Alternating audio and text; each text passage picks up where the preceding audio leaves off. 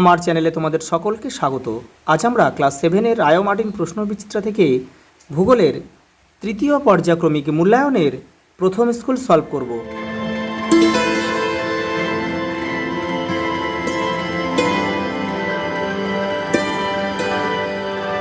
দেখে নাও প্রথম স্কুল।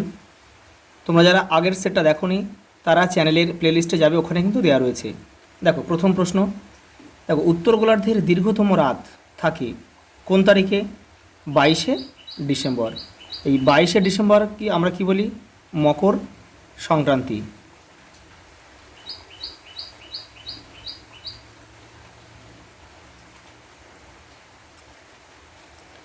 ভালো করে লক্ষ্য করো, বাকি যে তিনটে অপশান রয়েছে এই তারিখগুলো কিন্তু খুব গুরুত্বপূর্ণ, এগুলো কিন্তু সম্বন্ধে তোমাদের কিন্তু জানতে হবে। দেখো আমি একটু এখানে লিখে দিচ্ছি তোমাদের। দেখো 21শে মার্চ কী হয় বলো তো? মহাবিষুব।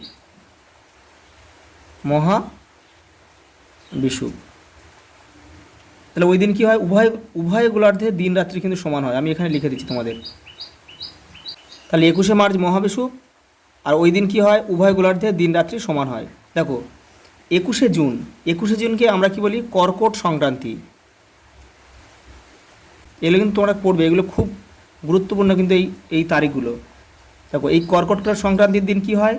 কর্কট সংক্রান্তির দিন কিন্তু উত্তর গোলার্ধের দিন সবচেয়ে বড় হয়। আর দেখো 23শে সেপ্টেম্বর, এটা হচ্ছে জলবিষুব। এই দিনে কিন্তু উভয় গোলার্ধে দিন রাত্রি সমান হয়। এই তারিখগুলো সম্বন্ধে কিন্তু তোমাদের ভালো কিন্তু জানতে হবে। পরের প্রশ্ন দেখো, পৃথিবী ও সূর্যের মধ্যে সর্বোচ্চ দূরত্বের দিন হচ্ছে 4 জুলাই।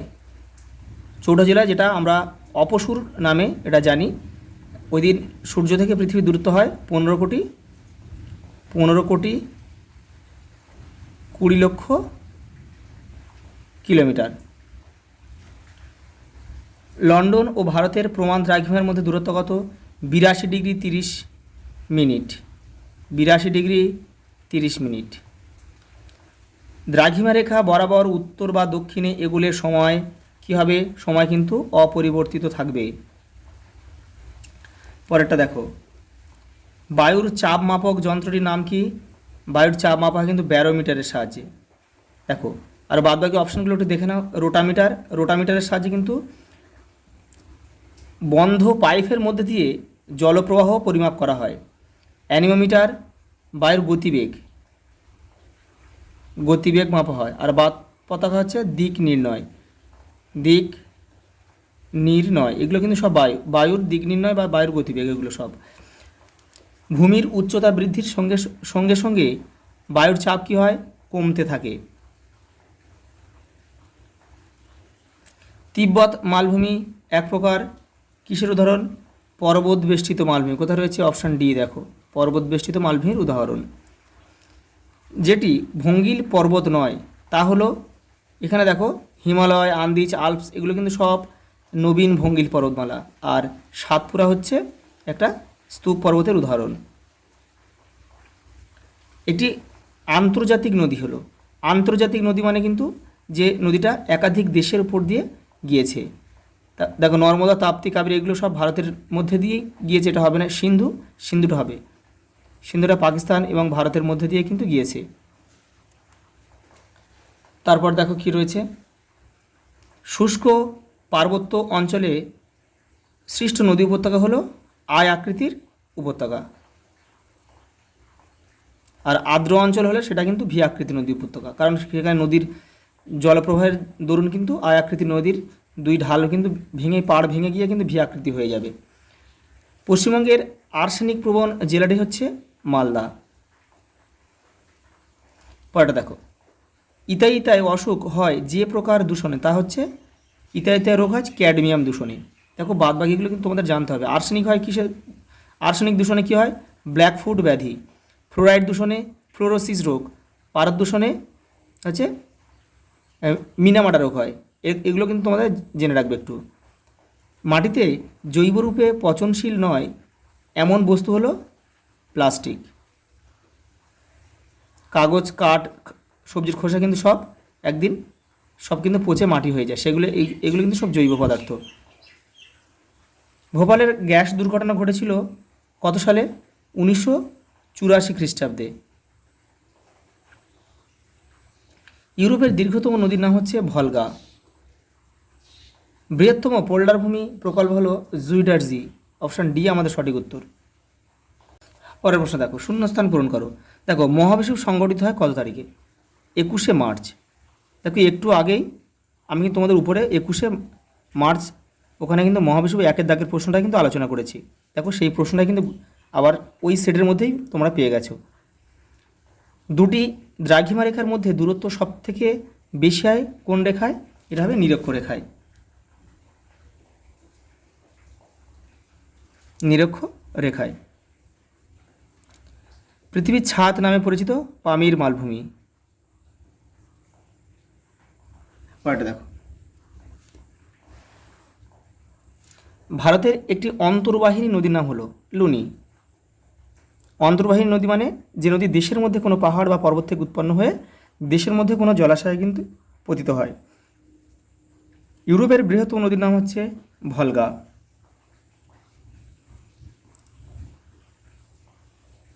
বৃহত্তম বা দীর্ঘতম একই হবে উত্তরটা। দেখো, কাকে বলা হয় হাজার হ্রদের দেশ? ফিনল্যান্ড। ফিনল্যান্ডকে হাজার হ্রদের দেশ বলা হয়। দেখো, পরের প্রশ্ন দেখো, দুই এক কথা উত্তর দাও। টেমস নদীর তীরে অবস্থিত বৃহত্তম পুনরপ্তানি বন্দরটির নাম হচ্ছে লন্ডন। কাকে নিশীথ সূর্যের দেশ বলে? নরওয়ের।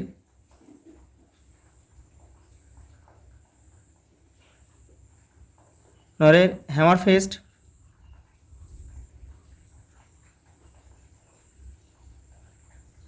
বন্দরকে। পরের প্রশ্ন দেখো, সূর্যের আপাত বার্ষিক গতি কী নামে পরিচিত? রবি মার্গ।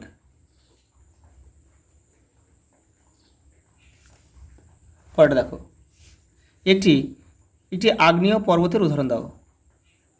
ব্যারেন। ভারতের হচ্ছে ব্যারেন হচ্ছে ভারতের একটা আগ্নেয় পর্বতের উদাহরণ। একটি অন্তর্বাহিনী নদীর নাম লেখো। দেখো, এখানে আমরা লিখেছি এটাই লিখে দেবো, লুনি। তোমার রাশিয়ার আমুর দরিয়া লিখতে পারো, আমুর দরিয়া, শির দরিয়াও লিখতে পারো, সেটাও কিন্তু একটা অন্তর্বাহী নদী। ইউরোপের ব্যস্ততম জলপথ কোন নদী? এটা হবে রাইন।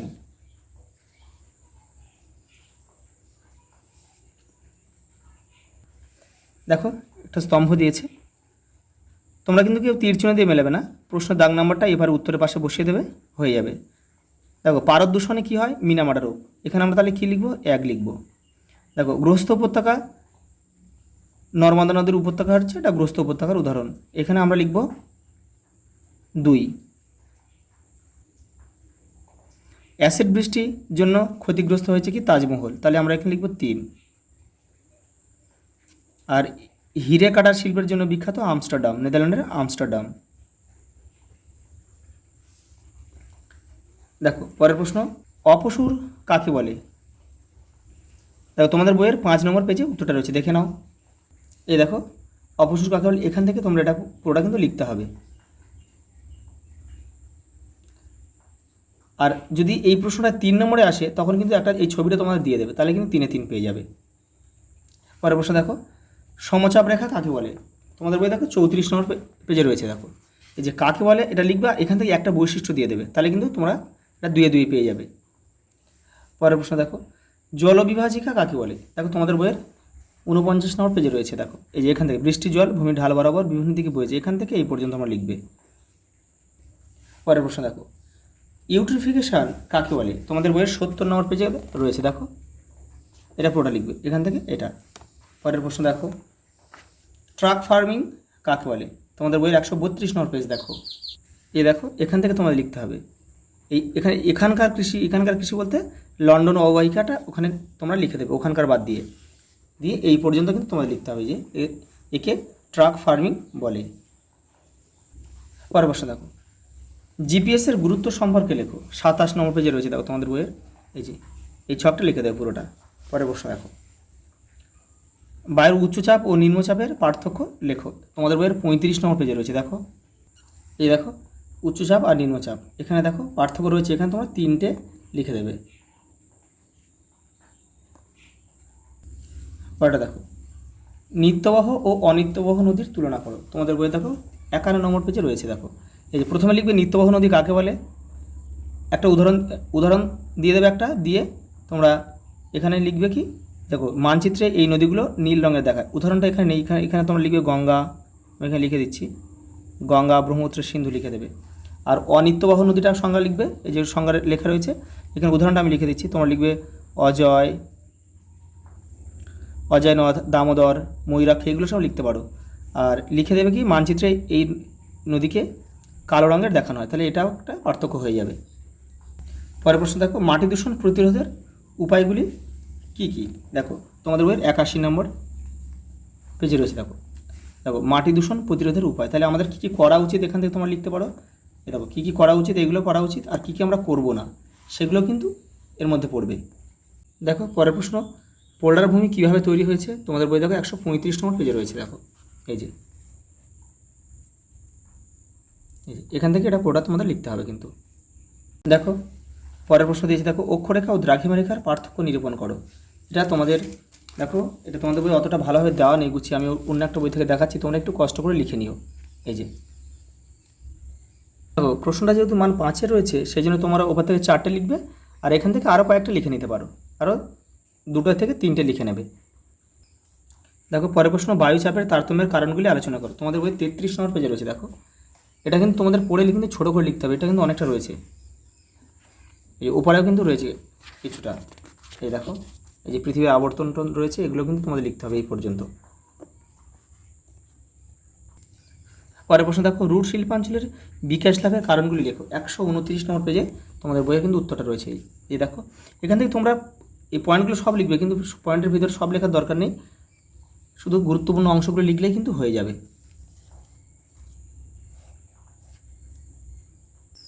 পরেরটা দেখো, লন্ডন অববাহিকার অর্থনৈতিক সমৃদ্ধির ধারণা দাও। দেখো 132 নম্বর পেজ তোমাদের বইয়ে রয়েছে। এই যে এখান থেকে তোমরা শুরু করবে, এখান থেকে এই পর্যন্ত লিখতে হবে কিন্তু, এই পর্যন্ত। ইউরোপ মহাদেশের যে কোনো 2 প্রকার জলবায়ু ও অরণ্য সম্পর্কে ধারণা দাও। তোমাদের বই 126 নম্বর পেজে রয়েছে। দেখো এই যে এখান থেকে তোমরা তুন্দ্রা জলবায়ুটা লিখতে পারো, এখান থেকে তুন্দ্রা লিখলে, তারপরে এবারে এখানে উপমেরু জলবায়ু বা সরলবায়ু অরণ্য, এটা লিখলেও তোমার হবে। দেখো এপারেও রয়েছে তোমাদের বইয়ে, তোমরা এখান থেকে যে কোনো 2টো লিখে নিতে, ভূমধ্যসাগর ওটা লিখতে পারো। এবারে রয়েছে দেখো মহাদেশীয় জল, যে কোনো 2টো তোমরা তোমাদের ইচ্ছা মতো লিখবে। দেখো লাস্ট কী দিয়েছে, দেখো ম্যাপ পয়েন্টিং দিয়েছে, একটু দেখে নাও, আমি তোমাদের এটা দেখিয়ে দিচ্ছি। দেখো ভোজ পর্বত, ভলগা নদী, ভূমধ্যসাগরীয় জলবায়ু অঞ্চল, আর রুড় শিল্পাঞ্চল, আর লন্ডন। দেখো এটা হচ্ছে পৃথিবীর ম্যাপ। তোমরা কী করবে, প্রথমে কিন্তু নাম, রোল, সেকশন সব পেন দিয়ে উপরে লিখবে, আর ভিতরটা কিন্তু পেন্সিলে করবে। দেখো ভিডিওটা ভালোভাবে বোঝানোর জন্য তোমরা যেহেতু ভালোভাবে বুঝতে পারো পরিষ্কার, সেই জন্য কিন্তু আমি পেন দিয়ে করলাম, দেখে নাও। দেখো আমাদের শুধু ইউরোপ আর এই অংশটা আমাদের লাগবে। দেখো প্রথমে দেখো আমি ভলগা নদীটা এখানে তোমাদের দেখাচ্ছি। এই যে এটা কাস্পিয়ান সাগর, এখানে এসে পড়েছে, নদীটা কোন দিক থেকে কোন দিকে গিয়েছে সেটা কিন্তু তীর চিহ্ন দিয়ে তোমাদের দেখাতে হবে, অবশ্যই দেখাতে হবে। দেখো ভোজ পর্বত হচ্ছে এই জায়গাটায়, এই যে, আর ঠিক এই ভোজ পর্বতের পাশে কিন্তু রুড় শিল্পাঞ্চল, একদম পাশে, সেই জন্য দেখো রুড় শিল্পাঞ্চল। আর এই যে ব্রিটিশ দ্বীপপুঞ্জ, এখানে দেখো এটা হচ্ছে লন্ডন এই জায়গাটায়। আর এই যে ভূমধ্যসাগর রয়েছে, ভূমধ্যসাগরের আশেপাশে উপরের দিকটা কিন্তু পুরোটাই ভূমধ্যসাগরীয় জলবায়ুর অন্তর্গত। এটা এখানে লিখে দিয়েছি ভূমধ্যসাগরীয় জলবায়ু অঞ্চল, দেখো 3-এর দাগে রয়েছে। আজ এই পর্যন্ত, দেখা হবে পরের ভিডিওতে।